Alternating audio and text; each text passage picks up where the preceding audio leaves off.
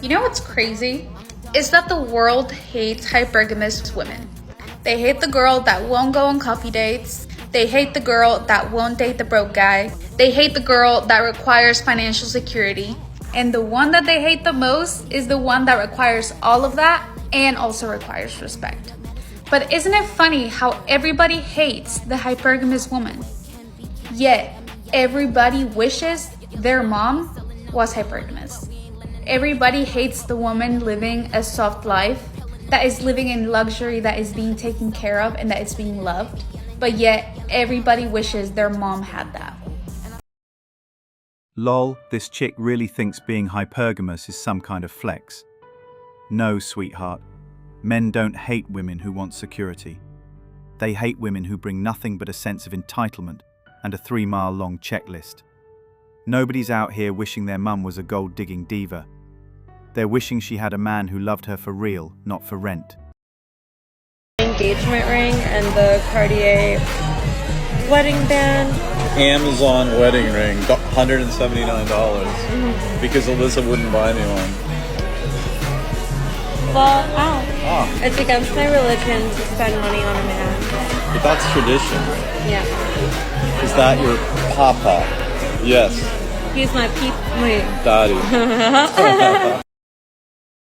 She's rocking a Cartier while giving him a $179 Amazon ring and laughs about it. It's against my religion to spend money on a man. No, sweetheart, it's convenient to bleed a man dry while giving him scraps. He's a provider, she's a parasite, and society claps. This isn't love, it's exploitation. I think men don't believe you're gonna leave until you actually leave. So I'm on team actually leave. Like, literally have one foot out the door. Because men, when you say I'm gonna leave, they don't believe you until you actually Baby girl, do. not one foot out the door. We want both feet out the door. No, you need to put on your lubes, and both feet need to be out the door. And I swear, don't let him find out another man talking to you or entertaining you.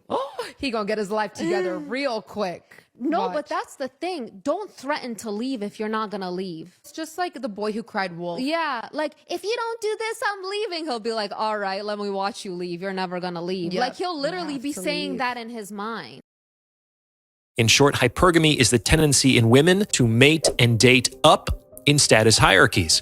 For instance, women generally want men who are older, taller, stronger, higher status, higher earning, etc. We've also talked about how women treat men the way men treat jobs. This means that all things being equal, women are going to choose their most compelling overall offer. And this also means that women mate or date for gain. They want something better than they currently have. That's the hyper part of hypergamy. Simply breaking even is generally not sufficient incentive for a woman to initiate a sexual relationship. Irrespective of whether it's something casual or something more long-term, women must benefit from the interaction in order to justify the risk and the opportunity cost of pursuing that particular relationship.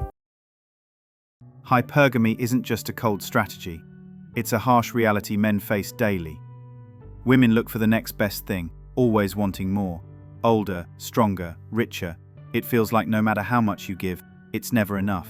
You're treated like a stepping stone, not a partner. It cuts deep. But that's the bitter truth many men live with.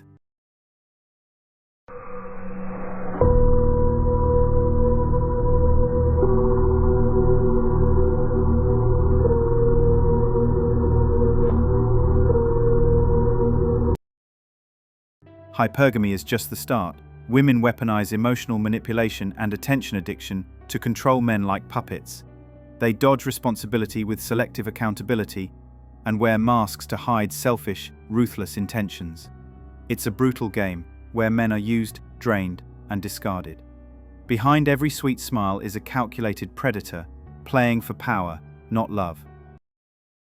Hypergamy does not give a shit about relationship equity. Hypergamy, pronounce it any way you want. What it is women tend to move up when it comes to relationship goals, marrying, stuff like that. They don't tend to date down. There's always a line in the sand. They don't date below themselves economically. They always tend to go up. Guys still tend to believe that if they put in the work, I did this, I did that, I hung up that for you, I did this with the kids. They do these things and they believe they've got relationship equity. Guys grind themselves into the ground thinking effort buys loyalty, Newsflash, it doesn't. Hypergamy runs on cold calculation, not fairness. No matter how much you give, it's never enough, because she's always scouting for an upgrade. You're just a rung on her ladder, not a partner in anything real. Time to wake up, or get used and tossed.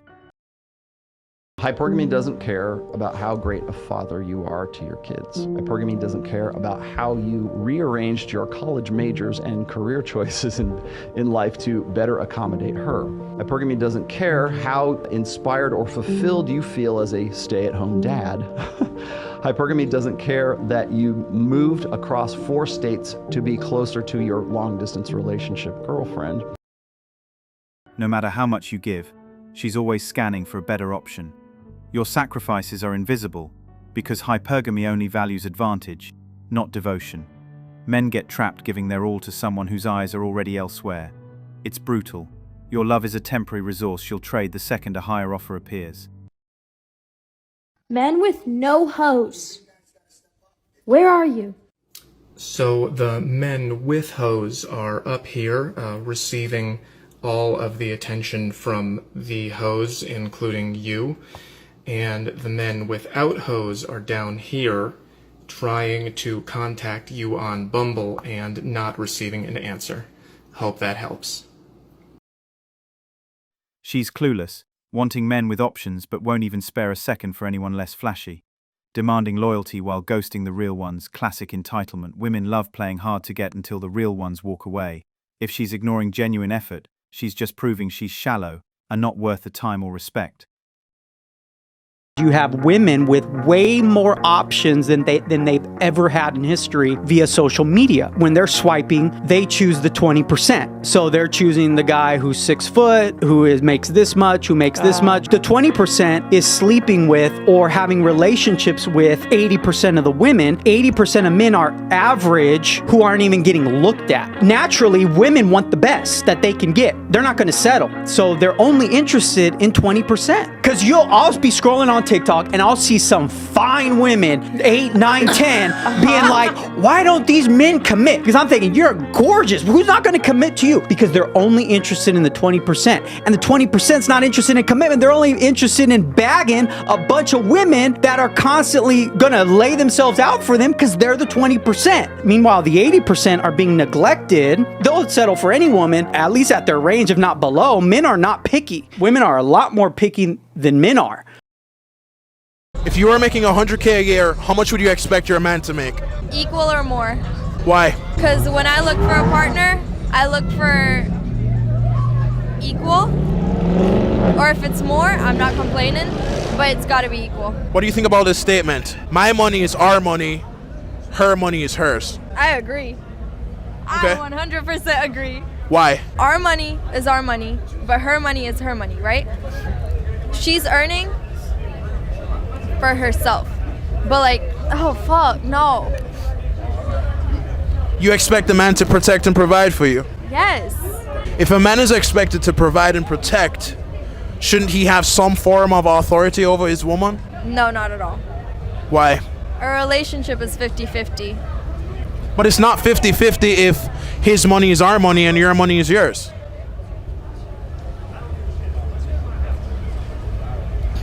That's like...